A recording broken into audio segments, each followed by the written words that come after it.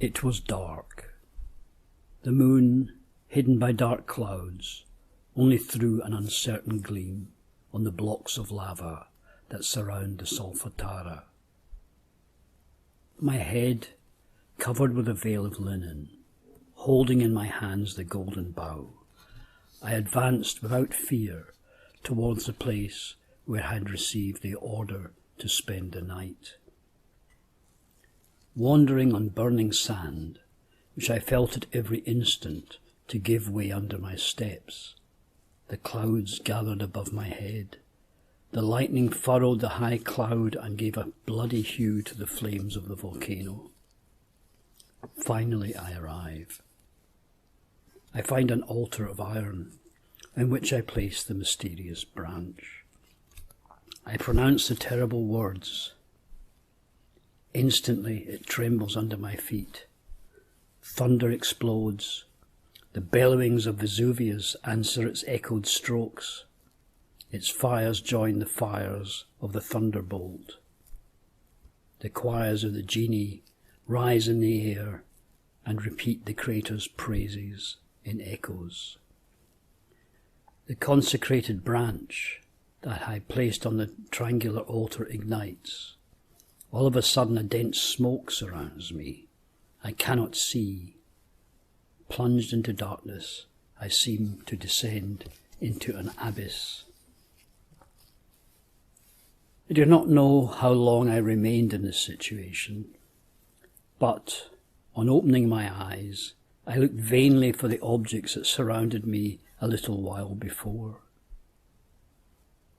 The altar, Vesuvius, the country of Naples had fled far from my eyes. I was alone in a vast underground vault, distant from all the world. Close to me was a long white robe. Its thinly woven cloth seemed to me to be composed of linen. On a block of granite there was a lamp of copper. On a black table, covered in Greek characters, indicating to me the road that I had to follow. I took the lamp, and after having donned the robe, I entered into a narrow passage, whose walls were dressed with black marble. It was 3 miles long. My steps resounded in a frightening manner under its silent arches. Finally I found a door. It led to a flight of steps. I descended them. After having walked a long time, I seemed to see a wandering light in front of me. I hid my lamp. I fixed my eyes on the object that I glimpsed. It dissolved, disappearing like a shadow. Without reproaches on the past, without fear of the future, I continued on my road. It became more and more difficult. Always confined in galleries composed of black stone blocks. I did not dare guess how long my underground journey would take. Finally, after an immense walk, I arrived at a square place. A door opened in each of the middle of its 4 faces. They were of different colours and placed at each of the 4 cardinal points. I entered by the one at the north, which was black. The one opposite me was red. The east door was blue. The one that was opposite this was of a brilliant whiteness. In the centre of this room was a square mass. A crystal star shone at its centre. I saw a painting on the north side. It represented a woman naked to the waist, black drapery falling on her knees. 2 strips of silver decorated her garment. In her hand was a rod, and she put it on the forehead of the man placed opposite her. A table, supported by one leg, was between these 2. On the table was a chalice and a spearhead. A sudden flame rose out of the earth and seemed to turn towards the man. The inscription explained the theme of this painting. Another showed me the means that I had to use to leave this room. I wanted to leave after having considered the picture and the star. I was going to go through the red door when, turning on its hinges with a terrible noise, it closed again before me. I tried the same with the one that was decorated with the sky blue colour. It did not close, but a sudden noise made me divert my head. I saw the star to be flickering, rise up, turn around, and dive quickly through the opening of the white door. I immediately followed it. A raging wind rose. I had difficulty keeping my lamp alight. Finally, a white marble stairway offered itself to my view. I went up 9 steps there. Arrived at last, I saw a vast extent of water. Some raging torrents made themselves heard to my right. On the left, a cold rain mingled with hailstones fell close to me. I considered this majestic stage when the star that had guided me on the stairway and was swinging slowly over my head plunged itself in the gulf. Believing I read the orders of the Most High, I rushed into the middle of the waves. An invisible hand seized my lamp and put it on top of my head. I split the foamy waves while endeavouring to win the point opposite to the one which I had left. Finally, as I saw a weak light on the horizon, I hurried. I was in the middle of the waters and sweat covered my face. I exhausted myself in vain efforts. The shore that I could hardly see seemed to flee before me as I advanced. My strength abandoned me. I did not fear to die, but to die without being illuminated. I lost courage, and raising my eyes, brimming with tears towards the vault, I exclaimed, "Make known my judgment and rescue me. Restore me to life through your eloquence." Hardly could I move my tired members. I sank more and more when I saw close to me a boat. A man wearing a rich costume steered it. I noticed that the prow was turned towards the shore that I had left. He approached. A crown of gold shone on his forehead. "Come with me to the first land," he said. "I shall instruct you in the way in which you should walk." I answered him in the instant, "It is good to hope in the Lord than to trust monarchs." In that instant, the boat and the monarch got damaged in the stream.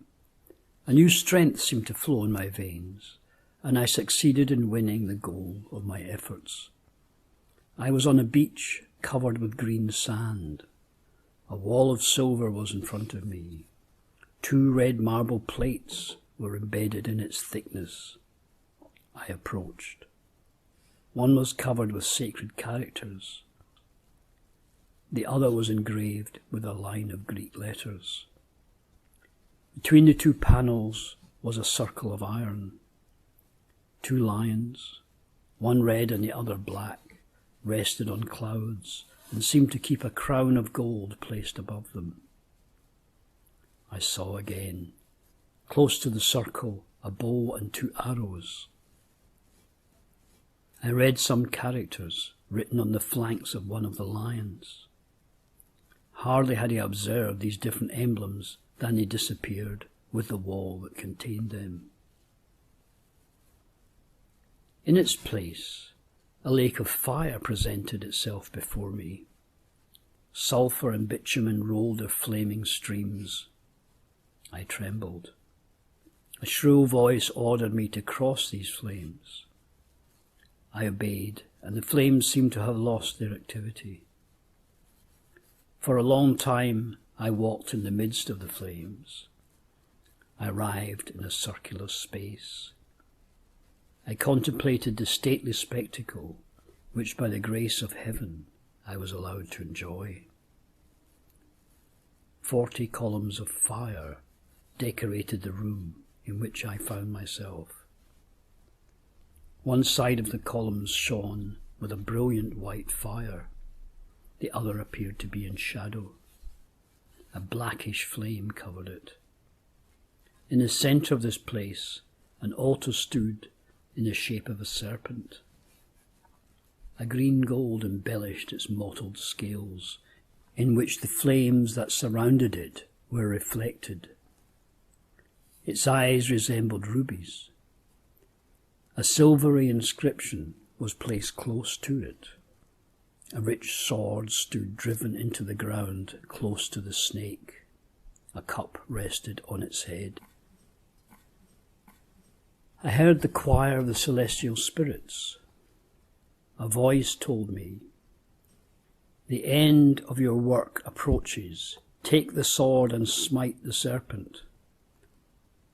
I pulled the sword from its sheath and approached the altar. I took the cup in one hand, and with the other I struck a terrifying stroke on the neck of the snake. The sword rebounded, the stroke resounded, as if I had hit a bronze bell. Hardly had I obeyed the voice when the altar disappeared. The columns vanished into infinity. The sound that I had heard when I struck the altar repeated itself as if 1,000 strokes were struck at the same time. A hand seized me by the hair and raised me towards the vault, which opened up to give me passage. Shadowy phantoms presented themselves before me. Hydras, lamias, and serpents enveloped me. The sight of the sword which I held in my hand scattered this foul crowd, as the first rays of the day dissipate the pale dream children of the night. After having mounted straight up perpendicularly through the different layers that compose the walls of the globe, I saw again the light of day. Hardly was I risen to the surface of the earth than my invisible guide led me even more quickly. The speed with which we moved through the aerial spaces cannot be compared to anything other than itself.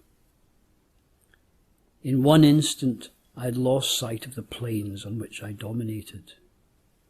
I observed with astonishment that I had come out of the bowels of the earth, far from the countryside around Naples. A desolate plain and some triangular masses were the only objects that I could see. Soon, in spite of the trials that I had undergone, a new terror came to attack me. The earth seemed to me only a nebulous cloud. I was raised to an immense height. My invisible guide let me go, and I fell down again.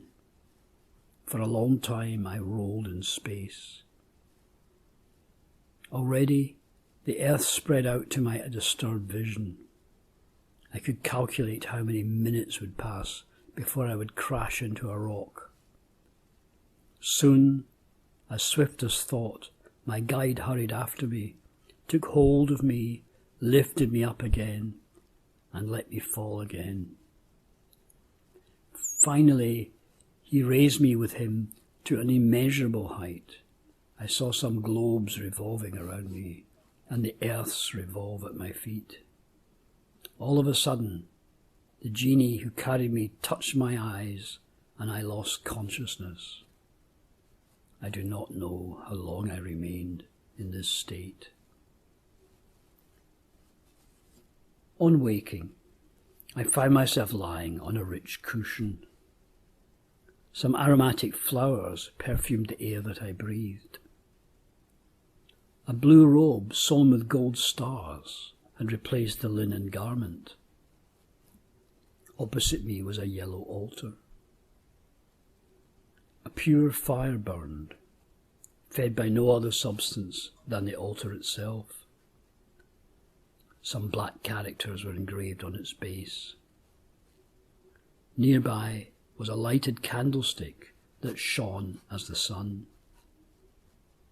Above was a bird whose feet were black, its body silver, the head red, the wings black, and the neck gold. It was constantly moving, but without making use of its wings. It could fly only when it was in the middle of the flames. In its beak was a green branch. Its name is Hakim, sage. That of the altar is Halaj, the carder of wool. The altar, the bird, and the torch are the symbols of all things. Nothing can be made without them. They are everything that is good and great. The candlestick is named Majusi, Mazda, light. 4 inscriptions surrounded these different emblems. I turned and saw an immense palace. Its base rested on clouds. Its mass was composed of marble. Its shape was triangular. 4 floors of columns rose one on the other. A ball of gold was at the top of this building. The first rank of columns was white, the second black, the third green, and the last was a bright red. After having admired this work of the eternal artists, I wanted to return again to the place where the altar, the bird, and the torch were. I wanted to observe them again, but they were gone. I scanned for them with my eyes. When the doors of the palace opened up, a venerable old man came through. His robe was similar to mine, except a golden sun shone on his chest. His right hand held a green branch, the other held up a censer. A chain of wood hung around his neck. A pointed tiara, such as that of Zoroaster, covered his white head. He approached me, a smile of kindliness on his lips. "Adore God," he said to me in the Persian language. "It is He that sustained you in your trials. His Spirit was with you. My son, you let the opportunity escape. You could have seized in the instant the bird Hakim, the torch Majusi, and the altar Halaj, and you would have become at once the altar, bird, and the torch. Now, in order to arrive at the most secret palace of the sublime sciences, it is necessary that you pass through all circuitous ways.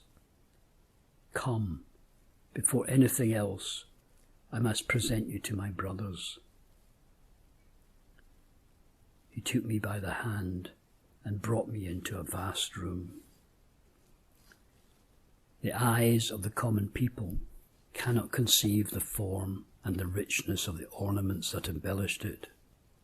360 columns surrounded it on all sides. On the ceiling was a red, white, blue, and black cross, suspended on a ring of gold. In the centre of the room was a triangular altar composed of the 4 elements. On its 3 points were placed the bird, the altar, and the torch. "Their names are changed," my guide told me. "Here one names the bird Asphirna, the altar Kahena, and the torch Nephrith. The hall is called Hajala, the triangular altar Athanor. Around the altar were placed 81 thrones. One went up to each by 9 steps of unequal height, which were covered with red carpeting. While I examined the thrones, the sound of a trumpet made itself heard. At this sound, the doors of the Halajja room opened to let pass 69 people. all clothed like my guide. They approached slowly and sat down on the thrones. My guide stood beside me. An old man stood up, distinguished from his brothers by a purple mantle whose hem was covered with characters in embroidery. Speaking in the sacred language, my guide said, "Here is one of our children who God wants to become as great as his fathers." "May the will of the Lord come true," answered the old man. "My son," he added, speaking to me, "your time of physical trials is accomplished.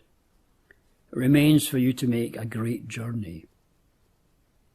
Henceforth you will be called El Ta'am, the food or nourishment. Before you travel through this building, 8 of my brothers and myself will each give you a present." The first came to me, and with the kiss of peace gave me a cube of grey earth named Humam, ash or lava. The second gave me 3 cylinders of black stone named Cuenca. The third, a round piece of crystal. The fourth presented me with a plume of blue feathers named Ash Kushak, gum ammoniac resin. The fifth added a silver vase bearing the name of Geshem. The sixth, a cluster of grapes, known among the sages under the name of Mararesha. The seventh presented me with the figure of a bird, similar in form to Yod-He-Vav-He, Jehovah, but without its brilliant colours. It was made of silver. "It bears the same name," he told me. "It is for you to give it the same virtues."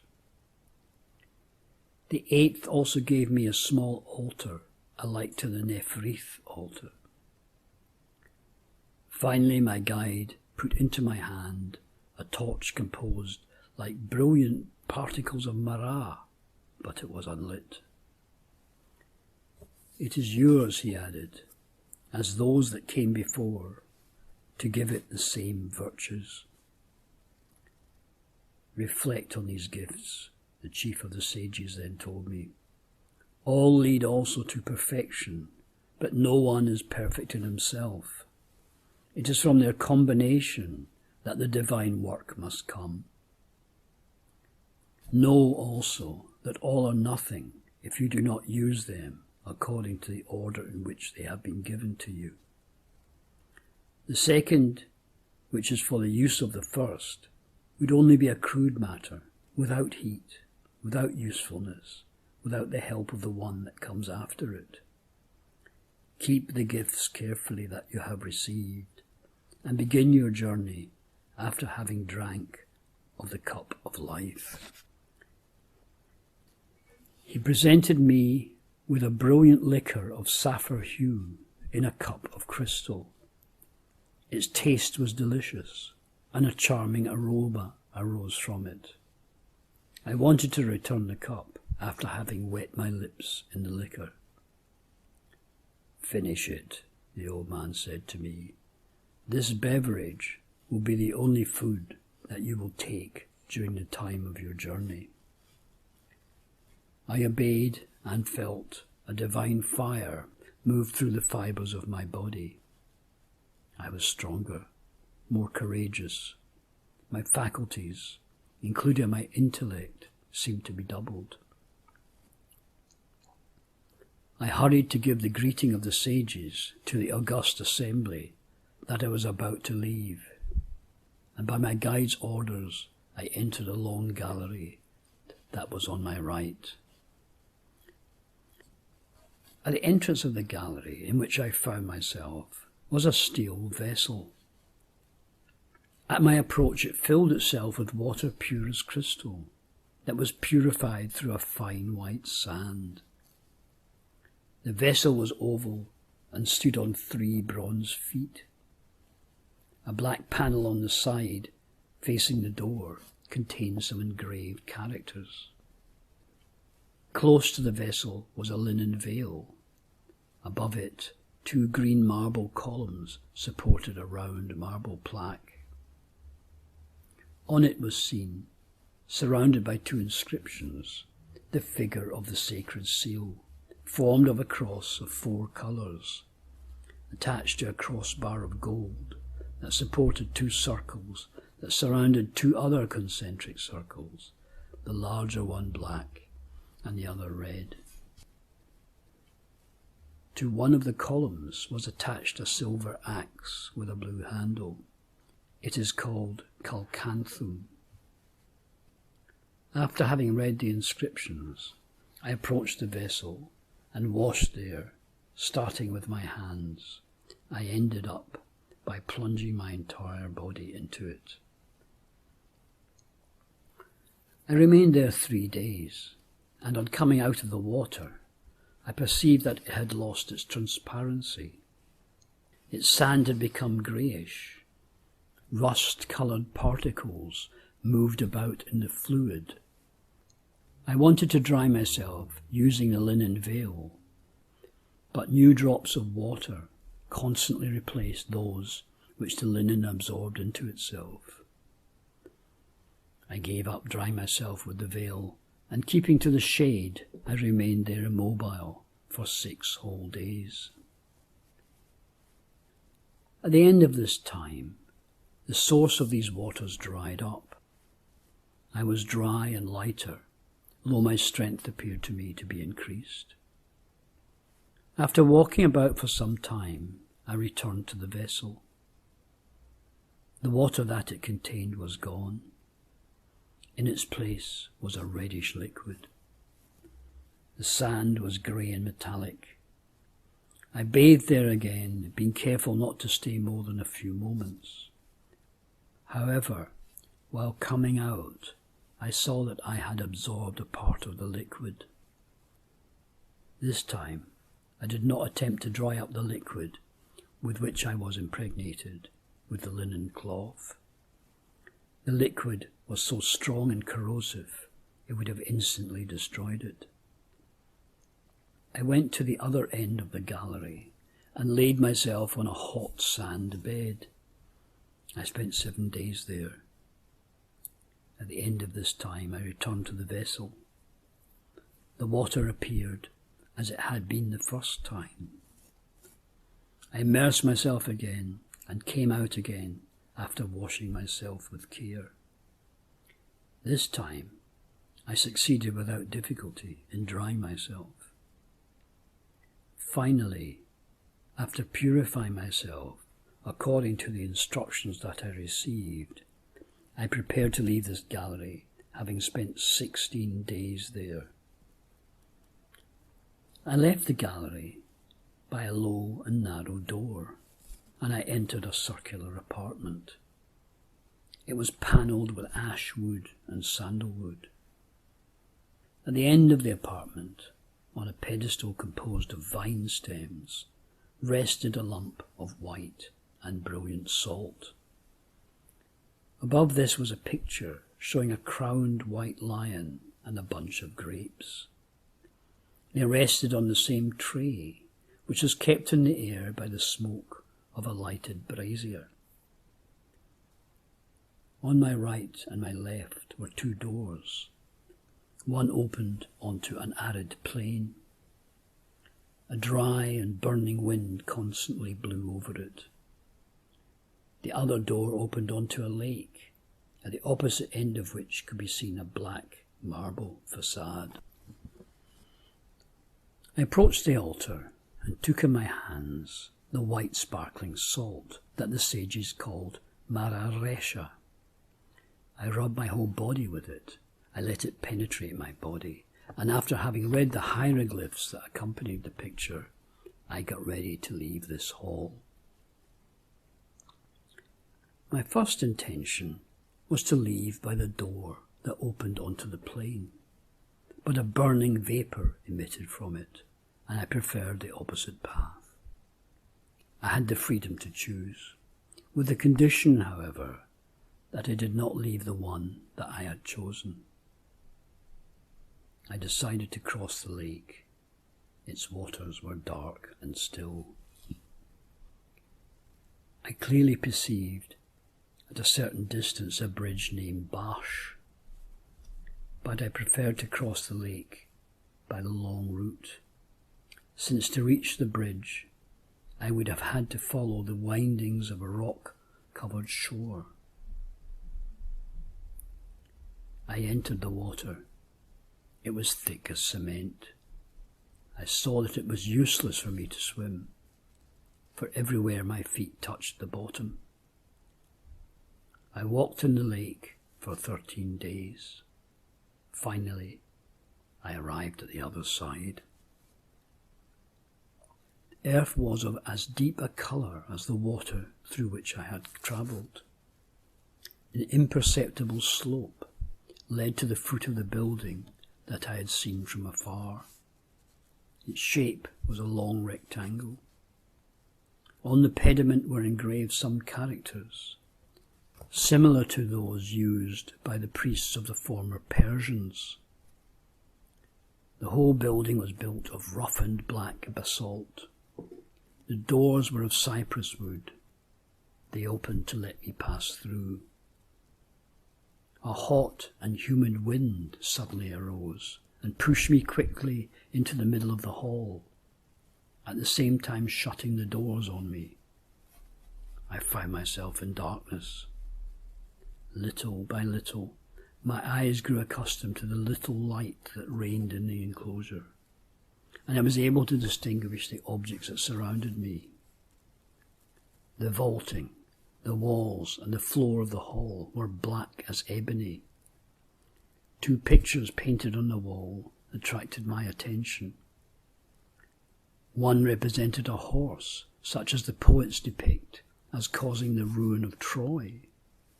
From its half-open flanks protruded a human corpse. The other painting showed the image of a man who had been dead for a long time. The vile insects of putrefaction were moving on his face and devouring the substance from which they had been born. One of the arms of the dead figure, stripped of flesh, was already showing the bones. A man clothed in red, standing close to the corpse, endeavoured to raise it. A star shone on his forehead. Some black boots covered his legs. 3 black panels full of silver characters were above, between, and below the pictures. I read them and took care to examine the hall where I was to spend 9 days. In a particularly dark corner, there was a heap of black, oily earth, saturated with animal particles. I wanted to take it, but a stentorian voice, like the sound of a trumpet, forbade me. It is only 87 years ago that this earth was placed in this hall, it told me. When 13 more years have passed, you and the other children of God will be able to use it. The voice ceased, but the last sounds vibrated a long time in this temple of silence and death. After remaining in it for the prescribed time, I left by the door opposite, through which I had entered. I saw light again, but it was not sufficiently bright around the black hall to stress my eyes, accustomed to the darkness. I am still astonished that in order to reach the other buildings, it was necessary for me to cross a lake wider than the first. I walked in the water for 18 days. I remembered that, during the crossing of the first lake, the waters of the lake became blacker and thicker as I advanced. On the contrary, in this one, the more I approached the shore, the more the waters cleared. My robe, that in the palace had become black as the walls, appeared to me to be of a greyish hue. Little by little it regained its colour. However, it did not become entirely blue, but was closer to a beautiful green. After 18 days, I climbed up the bank by a white marble stairway. The black room is named Xian, the first lake Xian Roche, and the second lake Xian Ararith. At some distance from the shore, the alabaster columns of a sumptuous palace rose into the air, its different parts being connected by porticos the colour of fire. The whole building was of a light and aerial architecture. I approached the doors. On the pediment was the image of a butterfly. I entered. The whole palace consisted only of one hall. 3 rows of columns surrounded it. Every row was composed of 27 alabaster columns. In the centre of the building was the figure of a man emerging from a tomb. His hand held up a spear and struck the stone that had before entombed him. A green drapery girded his loins. The hem of his garment shone with gold. On his breast was a square tablet on which I distinguished some letters. Above the figure was suspended a crown of gold, and he seemed to be rising into the air to seize it. Above the crown was a yellow stone tablet on which was engraved some emblems. I explained them by the help of the inscriptions that I had seen on the tomb and by the one on the breast of the man. I remained in this room named Balsan, Balm, for the time necessary to contemplate all its facets. And soon I left it, with the intention of proceeding through a vast plain to reach a tower that I had seen quite a great distance away. Hardly had I left the steps of the palace than I saw hovering before me a bird similar to a spearnut, but this one had 2 butterfly wings beside its own. A voice coming out of a cloud ordered me to seize it and to bind it up. I sprang after it. It did not fly, but used its wings to run at the greatest speed. I pursued it. It fled before me and made me cover the whole extent of the plain several times. I followed it without stopping. Finally, after 9 days of pursuit, I forced it to enter the tower I had seen from afar while coming out of the lake Xian. The walls of this building were iron. 36 pillars in the same metal supported it. The interior was of the same material, inlaid with brilliant steel. The foundations of the tower, constructed in such a way that its height was doubled underground. Hardly had the bird entered in this enclosure when an icy coldness seemed to seize it. It made vain efforts to propel its numb wings. It fluttered again, tried to flee, but so weakly that I reached it with the greatest ease. I seized it, and driving a nail of metal, mara nahush, through the wings, I attached it to the floor of the tower with the help of a hammer called shitraj. Hardly had I finished when the bird found new strength. It was not moving any more, but its eyes became brilliant as topazes. I was occupied in examining it when a sculptural group in the centre of the hall attracted my attention. It depicted a handsome man in the prime of life. In his hand he held a staff, around which 2 snakes intertwined, and he endeavoured to escape from the hands of another large and vigorous man, armed with a girdle and an iron helmet, on which waved a red plume. A sword was close to him. It was lying on a shield covered with hieroglyphs. The armed man held in his hands a strong chain. He bound the feet and body of the young man, who tried vainly to escape his terrifying adversary. 2 red tablets contained characters. I left the tower, and opening a door that was between 2 pillars, I found myself in a vast hall. The hall which I had just entered was precisely round. It resembled the inside of a globe, composed of a material hard and transparent as crystal. It received light by all its sides. The lower part was put on a vast basin filled with red sand. A soft and equal heat reigned in the circular surrounding wall. The sages named this room Zeluf. The basin of sand that sustains it carries the name of Asha Holith. I considered with astonishment this globe of crystal, when a new phenomenon excited my admiration. From the floor of the room rose a sweet, moist, and saffron-coloured vapour. It enveloped me, raised me gently, and in the space of 36 days carried me up into the higher part of the globe. At the end of this time the vapour thinned. I was lowered down little by little. Finally I found myself on the floor.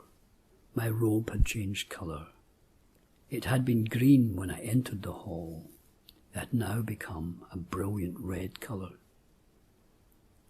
By a contrary way, the sand on which the globe rested had lost its red colour and become progressively black.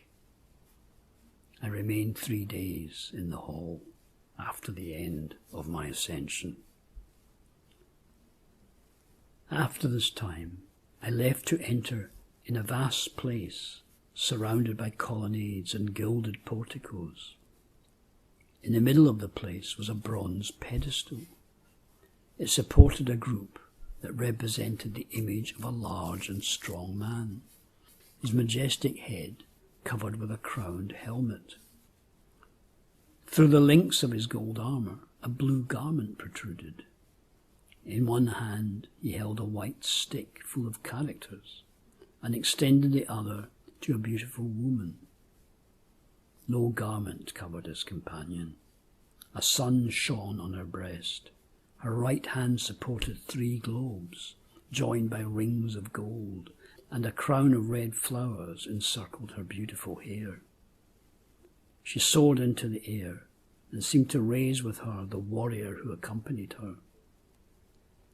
Both were carried by the clouds around the group. On the capitals of 4 white marble columns were set 4 bronze statues, which had wings and appeared to be sounding trumpets. I crossed the place, mounted a stairway of marble that was before me. I saw with astonishment that I had re-entered the Hall of the Thrones, the first one I had been in when arriving at the Palace of Wisdom. The triangular altar was still in the centre of this hall, but the bird, the altar, and the torch were united and formed into a single body. Near them was a golden sun. The sword that I had brought from the room of fire lay a few steps away on the cushions of one of the thrones. I took the sword, and striking the sun, I reduced it to dust.